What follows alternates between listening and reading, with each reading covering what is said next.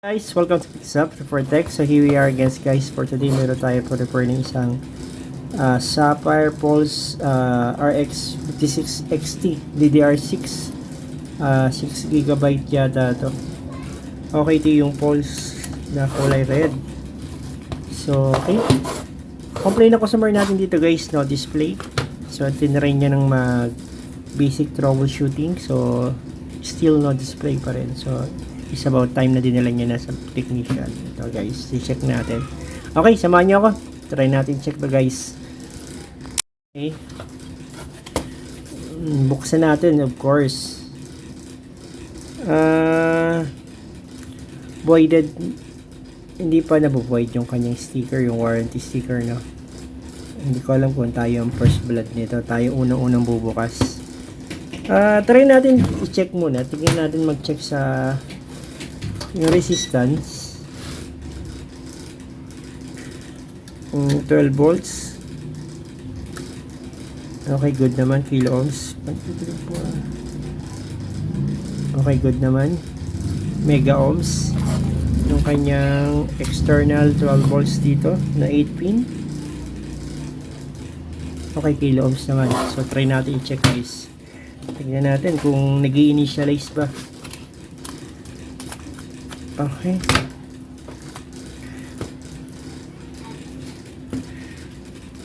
Okay.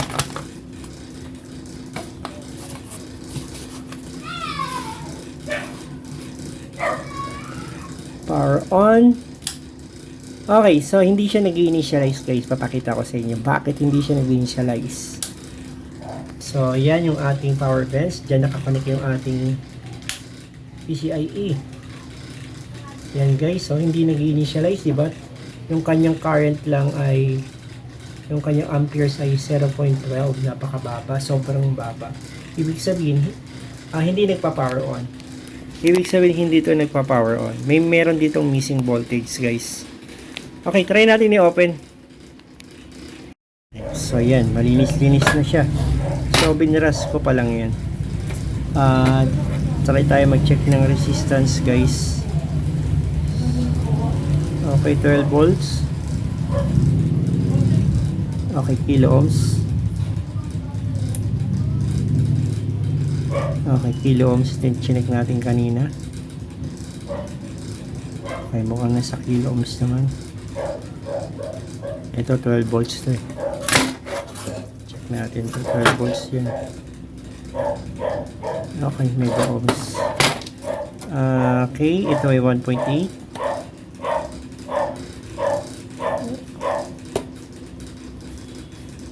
Okay, at least nasa kilo ohms, 2.3. Ito ay 0.9 o 1 volts. Okay. 24.1. Okay, good naman to. Ito ay hindi ko alam kung ano to, 5 volts ba to? Hindi ko alam. Ito ay 5 volts. Hindi. Sa mukhang 0.9 to. Ito yung PEX natin. Ito BDDCI. Okay, nasa 31 ohms. Mukha namang good. Ito ay ating memory. Obvious itong memory natin. 74.5 ohms. Okay, good. Ito ay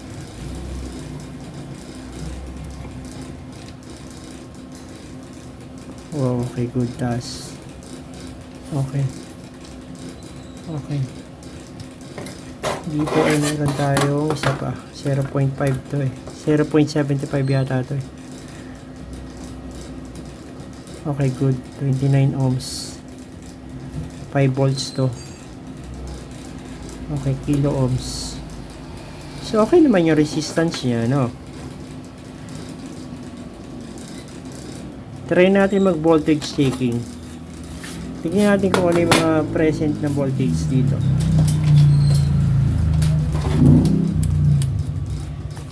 Okay. Okay.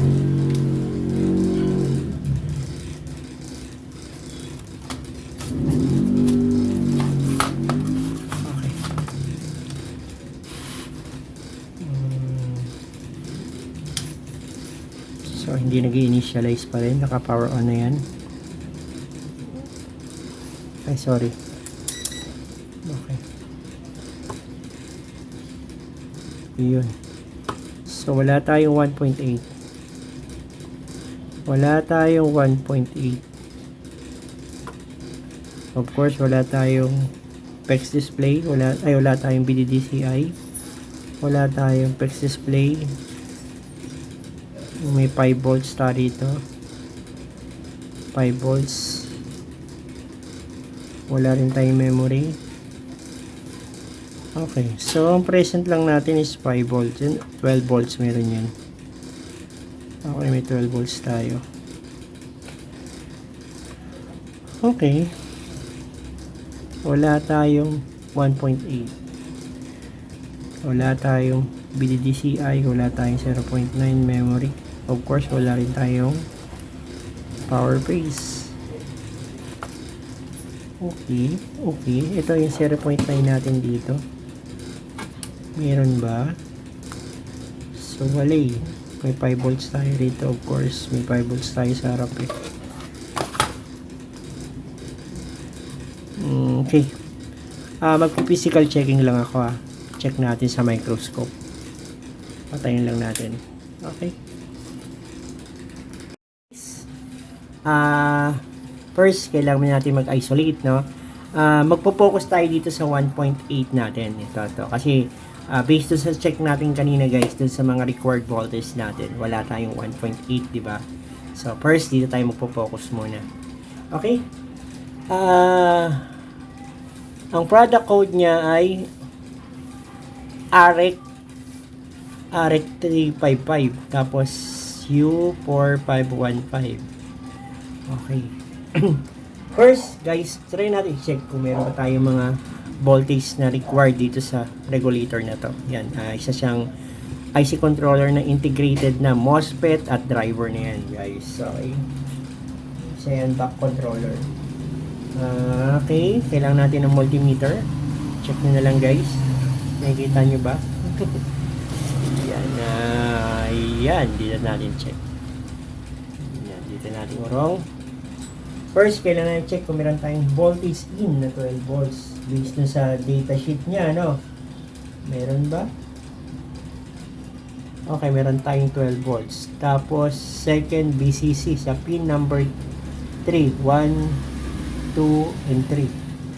Dapat meron tayo ng 3.3 dito.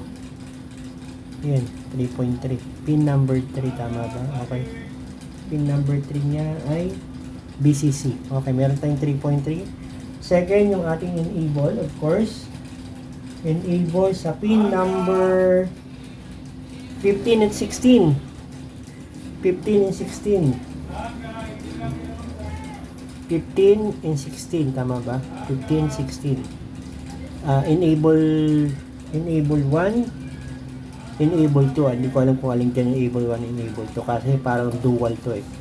Okay? Check natin sa pin number 15.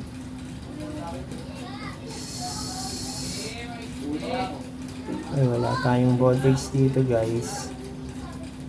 Okay, wala tayong voltage. Okay. Okay, wala tayong voltage sa pin number 15 and 16. So, malaki ang chance na okay itong IC regulator na to. Itong IC na to. So, ang problema natin, wala siyang enable. Bakit? Bakit? Okay. Saan ba nakakonect ang ating enable? Ng 1.8. Okay.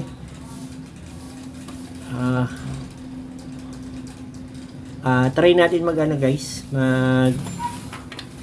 Try natin mag physical checking. Check muna tayo. Okay? Basic muna tayo.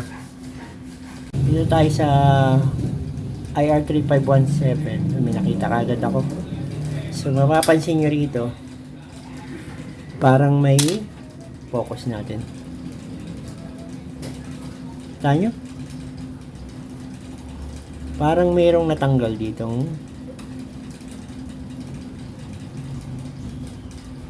Ito dito. May missing tayo dito. Diba? Yan, oh. Mayroon ditong lead, diba? Parang may natanggal dito. Okay.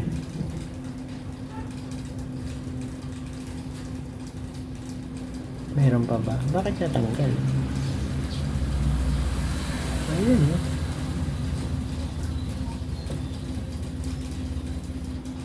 Diba? Hindi, no? Tanggal.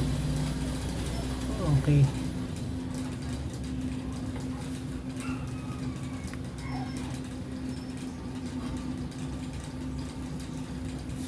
Okay.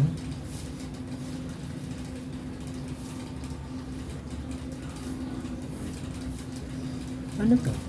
Meron ba talaga dito? Wala. Wala.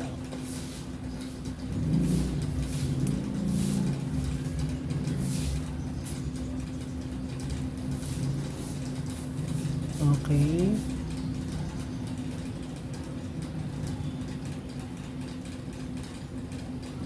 May arik din dito.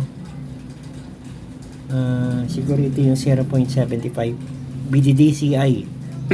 Ito isa tong BDDCI. Ano rin to? Responsible to sa display.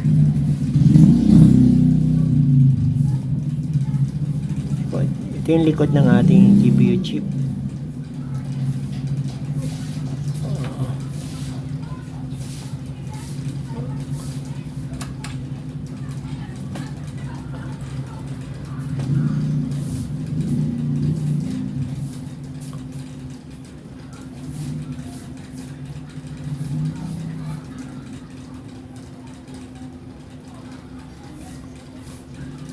Buti may backplate. Kung wala ng backplate, ako may damage to malamang. Kasi po dito meron eh. Diba? Ito.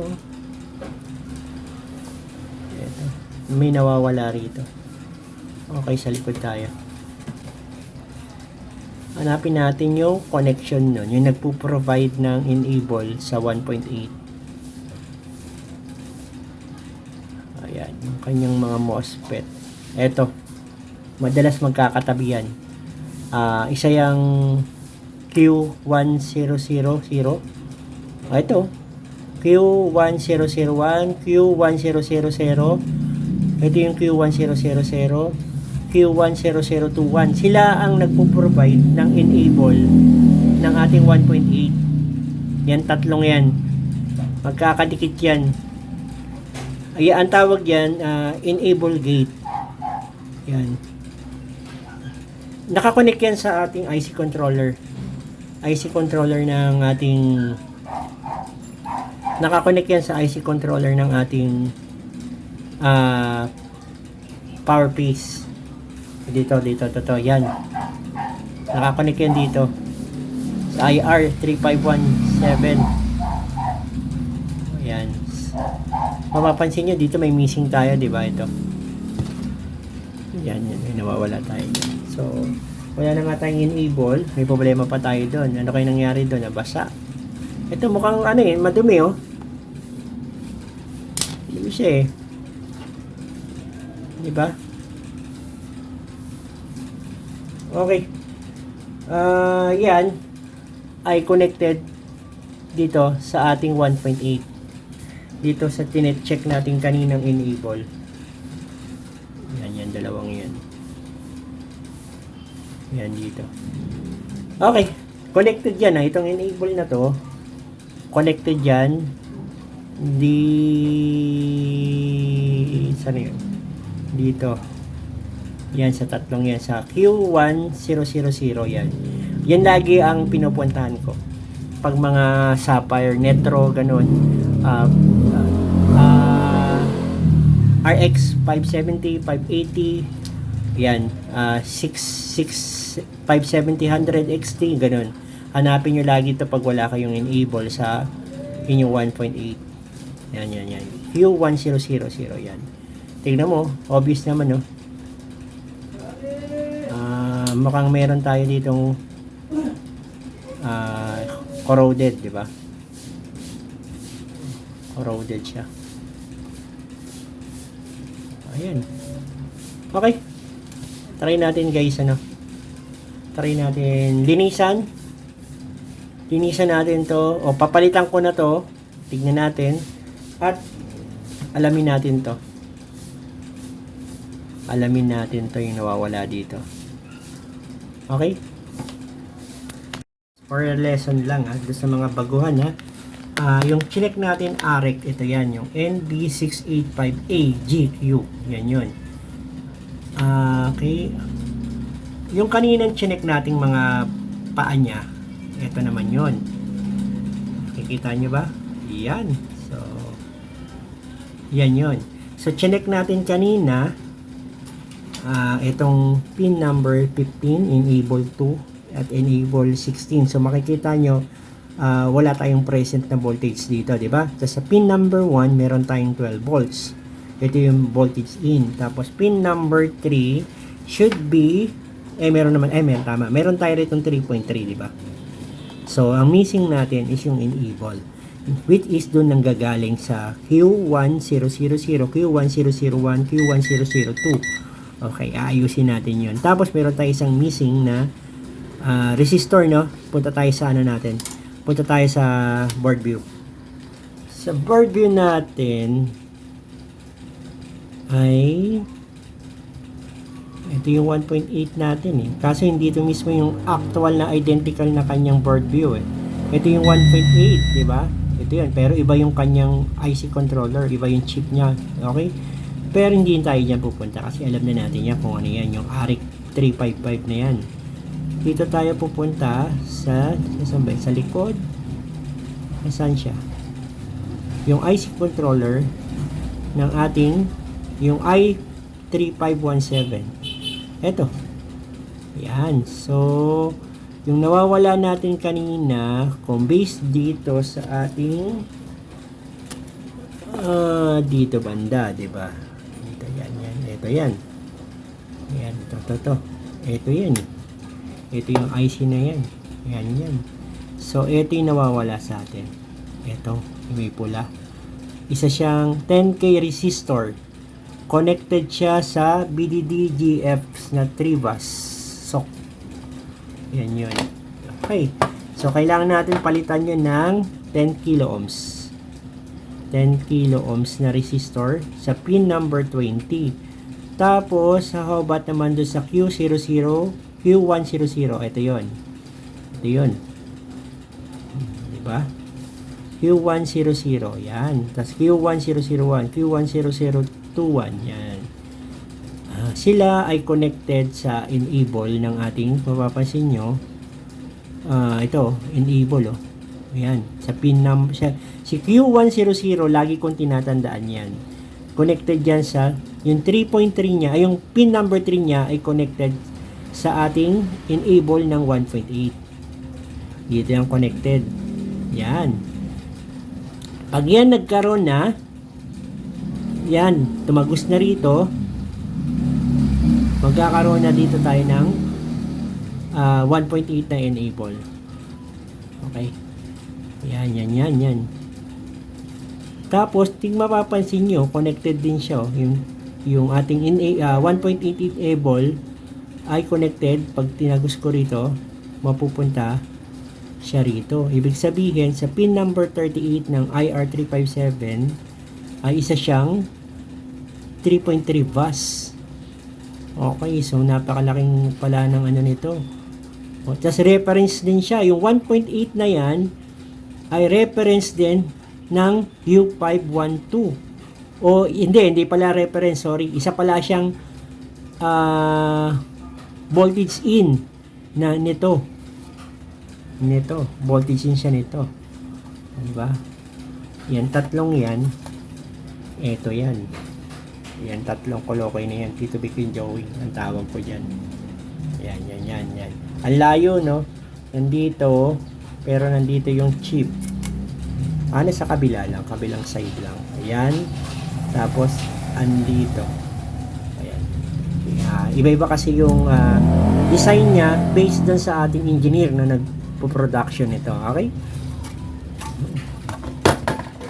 Okay, so yung titubik yung joey na to, kailangan natin ayusin. Tapos palitan natin yung IR. Itong resistor na nawawala rito na 10 kilo ohms. Okay?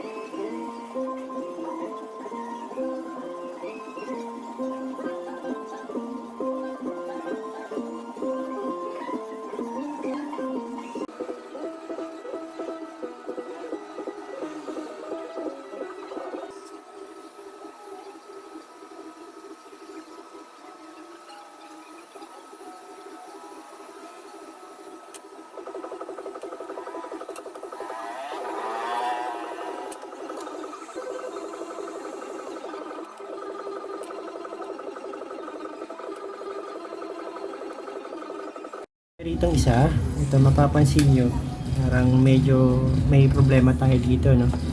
Parang corroded siya, no? Dito. Dito. Dito. Okay, so tanggalin na lang natin siya tapos balik natin. Linisan natin, okay? I-resolder natin.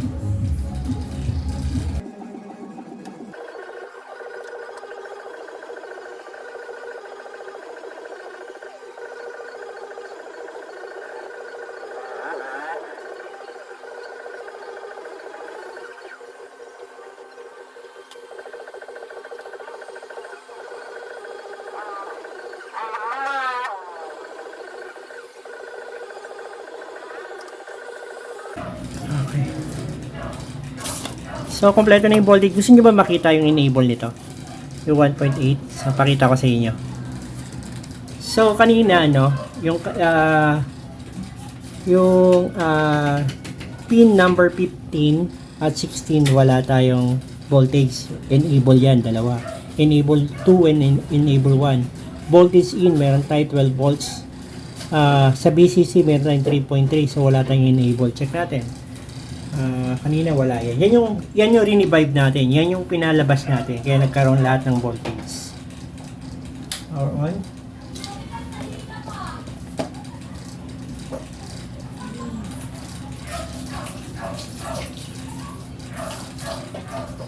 So makikita nyo may 3.2.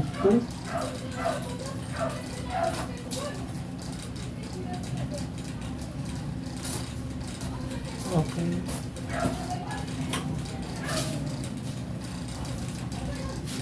Okay, wala dito. Pero, check natin kung may display. Hindi ako sure kung ito ba dapat meron yung voltage.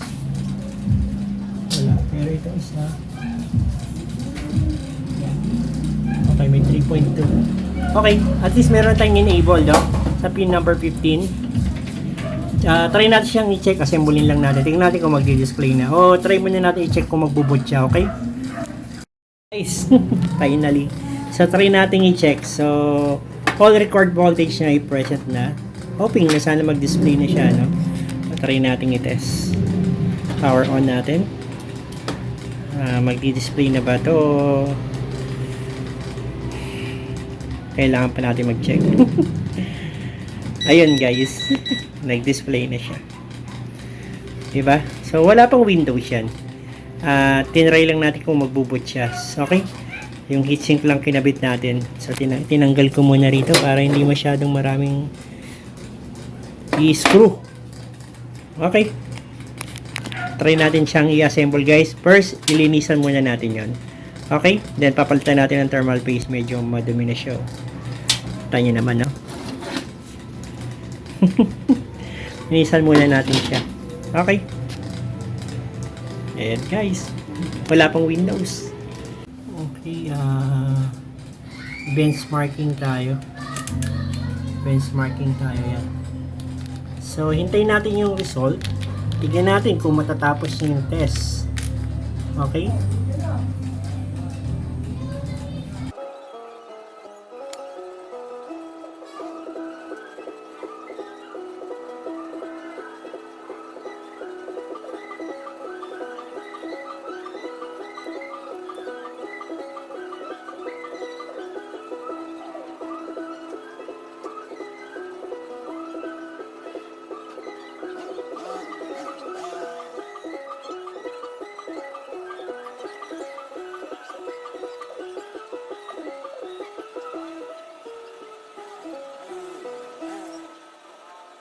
Okay guys, lumabas na yung result natin. So ito yung unit natin, masyadong maliit kasi napaka wide ng ating test. Saan yan? Ito RX 56 100XT 1080p full screen Extreme HD. Yung kanyang frame per second is 78.1. Normal naman, mataas pa nga siya eh. Yung total score natin 3,266, mataas siya. Maximum FPS natin 132, sobrang taas. Okay, very good. So yan guys, for me pumasa na yan sa test natin. Thank you very much for watching guys. God bless po. Ito po yung ating unit. Yan, ang Sapphire. Okay. Bye-bye you. God bless po.